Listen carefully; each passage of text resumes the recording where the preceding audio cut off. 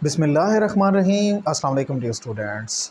आज का जो लेक्चर है, आज के लेक्चर में हम डिस्कस करने वाले हैं मिलीकन्स ऑयल ड्रॉप एक्सपेरिमेंट को, और ये एक बहुत इंपॉर्टेंट टॉपिक है और लॉन्ग क्वेश्चन के अंदर ये आ जाता है। ठीक है, पेपर पॉइंट ऑफ व्यू से बहुत इंपॉर्टेंट है। तो आज के टॉपिक में हम मेन डिटेल में इस चीज़ को डिस्कस करने वाले हैं कि मिलीकन्स ने किस तरह एक ऑयल ड्रॉप को इस्तेमाल किया था और ऑयल ड्रॉप को यूज़ करते हुए एक इलेक्ट्रॉन के ऊपर जितनी चार्ज की वैल्यू होती है वो बताई थी। तो आज के लेक्चर का जो मेन मुद्दा है वो हमारे पास क्या है, एक इलेक्ट्रॉन के ऊपर जितनी चार्ज की वैल्यू होती है उसको फाइंड आउट करना है। तो इसके अंदर मैंने जैसे पहले भी बहुत सारे लेक्चर्स के अंदर आपको ये बताया है कि जब कभी भी हम एक लॉन्ग टॉपिक को स्टार्ट करते हैं, लॉन्ग टॉपिक को स्टार्ट करने के लिए हमें कुछ पॉइंट्स चाहिए होते हैं। उन पॉइंट्स को अगर हम तरतीब में लिखते जाएं तो फिर हमारा वो टॉपिक जो है वो कंप्लीट हो जाता है। जैसे सबसे पहले अगर आपने टॉपिक यहाँ पे लिखा है, जैसे यहाँ पे इसका नाम जो है वो मेंशन किया हुआ है मिलीकन्स ऑयल ड्रॉप एक्सपेरिमेंट, तो इस एक्सपेरिमेंट में सबसे पहले आपको उसकी स्टेटमेंट लिखनी होगी। स्टेटमेंट में क्या बताना होगा, आपने जस्ट ये बताना है कि मिलीकन्स ने ये जो एक्सपेरिमेंट किया था ये किस पर्पज़ के लिए किया था और कब किया था। जैसे मैं आपको बताता हूँ कि राउंड अबाउट 1909 के अंदर, यानी 1909 के अंदर ये एक्सपेरिमेंट किया गया था। और मिलीकन्स ने क्या किया था, 1909 में ये एक्सपेरिमेंट किया था एक ऑयल ड्रॉप को इस्तेमाल करते हुए। यानी ऑयल ड्रॉप बहुत सारे थे लेकिन उनमें से एक को ऑब्ज़र्व किया गया था। एक को ऑब्ज़र्व करते हुए क्या किया गया था, एक को ऑब्ज़र्व करते हुए उसके ऊपर जितनी चार्ज की वैल्यू होती है वो बताई गई थी, यानी वो फाइंड आउट की गई थी। तो आप अपनी स्टेटमेंट के अंदर क्या लिखेंगे कि आप लिखेंगे कि this experiment is done in 1909 in order to find the charge on the electron by Millikan's only. ठीक है, इतनी लिखते हैं तो ये स्टेटमेंट हो जाएगी। उसके बाद आपने क्या करना है, मेन चीज़ जो डिटेल में चलेगी वो चलेगी इसकी डायाग्राम। इसकी डायग्राम कुछ इस तरह की है कि हमारे पास एक रेक्टेंगुलर शेप का एक चैम्बर होता है। उस चैम्बर के अंदर एक साइड पे विंडो लगी होती है, जहाँ से क्या करना होता है, हमने एक लेंस को इस्तेमाल किया गया है।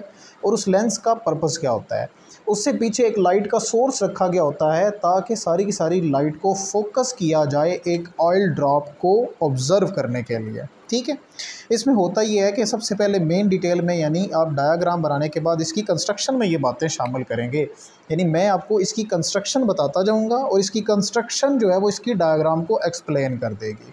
तो हम यहाँ पे अगला जो हेडिंग है हमारा, सबसे पहले स्टेटमेंट होगी, उसके बाद डायग्राम और तीसरे नंबर पे आ जाएगी हमारे पास कंस्ट्रक्शन। आप ये भी कर सकते हैं कि आप कंस्ट्रक्शन वाला ये जो हिंट है आप इसको पहले लिख लें और डायग्राम को बाद में बना लें।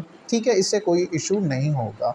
अब कंस्ट्रक्शन में कौन कौन सी चीज़ें शामिल करेंगे। नंबर 1, सबसे पहले हमने क्या बात बताई है, हमने कहा कि सबसे पहले जो मिलीकन्स ऑयल ड्रॉप एक्सपेरिमेंट है, इस एक्सपेरिमेंट का सबसे मेन चीज़ इस्तेमाल की गई है वो कौन सी होती है, वो एक रेक्टेंगुलर शेप का एक चैम्बर होता है। ठीक है, एक रेक्टेंगुलर शेप चैम्बर होता है जिसके अंदर हमने क्या किया होता है, एक एटॉमाइज़र को फिट किया होता है।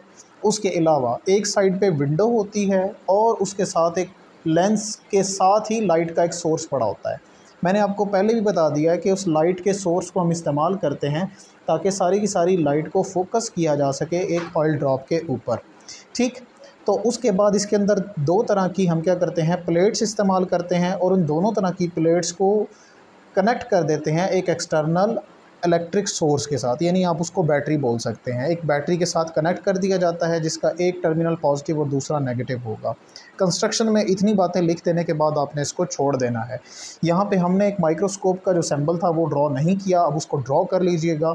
माइक्रोस्कोप जो होती है वो जस्ट इसको, यानी कि जो ऑयल ड्रॉप है, इस ऑयल ड्रॉप को फिक्स्ड करने के लिए, यानी हम क्या करते हैं, एक नॉब होती है जिसको हम क्या करते हैं, रोटेट करते हैं, चेंज करते हैं, जिसकी वजह से क्या होता है, उसकी चेंजिंग की वजह से हम उस ऑयल ड्रॉप को यहाँ पे साकिन हालत में, यानी रेस्ट की स्टेट में ला सकते हैं। किसी तरीके से हमें इलेक्ट्रिक और मैग्नेटिक फील्ड्स को एडजस्ट करना होता है ताकि ऑयल ड्रॉप एक जगह पे ठहर जाए। और जो माइक्रोस्कोप होती है उसका मेन पर्पस भी यही होता है कि हम उसको ऑब्ज़र्व कर सकें कि क्या वो जो पार्टिकल यानी कि ऑयल का ड्रॉप है कि वो रेस्ट की स्टेट में गया है या नहीं गया। ठीक, तो कंस्ट्रक्शन में मैंने आपको बातें बता दी हैं, चैम्बर होगा, उसके अलावा आपने माइक्रोस्कोप बतानी है, तीसरे नंबर पे आपने बताना है एटॉमाइज़र यूज़ करते हैं, चौथे नंबर पे आपने बताना है कि इसके अंदर एक लेंस इस्तेमाल होता है जिसको लाइट को उस ऑयल ड्रॉप के ऊपर फोकस करने के लिए यूज़ करते हैं। और आखिरी बात आप बता देंगे कि एक एक्सटर्नल सोर्स होता है जो दो प्लेट्स के साथ एडजस्ट होता है। ठीक है, ये कंस्ट्रक्शन में बातें शामिल होंगी। उसके बाद डायरेक्ट चलते हैं हम उसकी वर्किंग की तरफ। वर्किंग में आपने क्या लिखना है, आपने वर्किंग में ये बातें शामिल करनी है कि जैसे ही हम क्या करते हैं, एटॉमाइज़र को प्रेस करते हैं या दबाते हैं, एटॉमाइज़र को ऑन करने पर उसमें से ऑयल ड्रॉप्स निकलते हैं। अब हमें एक बात का तो इल्म है कि जैसे ही ऑयल ड्रॉप्स निकलेंगे तो ऑयल ड्रॉप्स निकलने पर वो क्या करेंगे, डाउनवर्ड यानी ज़मीन की तरफ ट्रैवल करेंगे, only due to the gravitational force, यानी ग्रेविटी की वजह से वो ज़मीन की तरफ क्या करेंगे, मूव करेंगे। अब होता ये है कि जो दो तरह की प्लेट्स यूज़ की जाती हैं, एक प्लेट होती है जिसके अंदर एक छोटा सा होल होता है और उसको बैटरी के पॉजिटिव टर्मिनल से कनेक्ट किया जाता है और उसके ऊपर पॉजिटिव चार्ज होता है। इसी तरह जो नीचे वाली प्लेट होती है उसको बैटरी के नेगेटिव टर्मिनल से कनेक्ट किया जाता है और उसके ऊपर नेगेटिव चार्ज होता है। जैसे ही एटॉमाइज़र से ऑयल ड्रॉप्स निकलते हैं तो वो होल में से, यानी कुछ पार्टिकल्स ऐसे होंगे जो उसके होल में से पास कर जाएंगे। अब यहाँ पे एक बात ये समझने वाली है और बहुत ज़रूरी है कि जैसे ही एटॉमाइज़र में से ऑयल ड्रॉप्स निकलते हैं तो हमें पता है, हमेशा याद रखिएगा कि रगड़ की वजह से किसी भी दूसरी बॉडी के ऊपर हमेशा कोई ना कोई चार्ज ज़रूर आता है। यहाँ पे ऑयल ड्रॉप्स जितने भी होते हैं, जैसे ही वो एटॉमाइज़र से निकलते हैं तो उनके ऊपर हमेशा हमेशा नेगेटिव चार्ज आता है। अब अगर नेगेटिव चार्ज आ गया तो ये सोचने वाली बात है कि नेगेटिव चार्ज जैसे ही पॉजिटिव प्लेट के करीब जाएगा तो पॉजिटिव तो उसको अट्रैक्ट करेगी।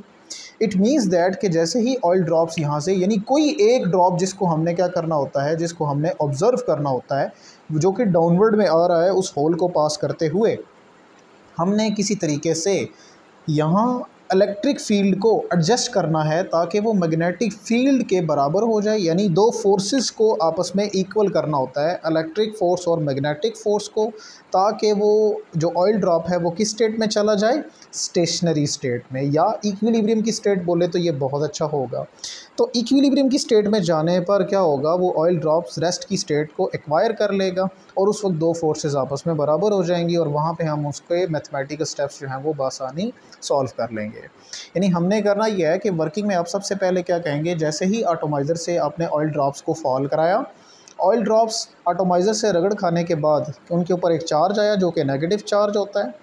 वो नेगेटिवली चार्ज ऑयल ड्रॉप सारे के सारे होल में से, यानी कुछ उनमें से पार्टिकल्स होल में से पास करेंगे।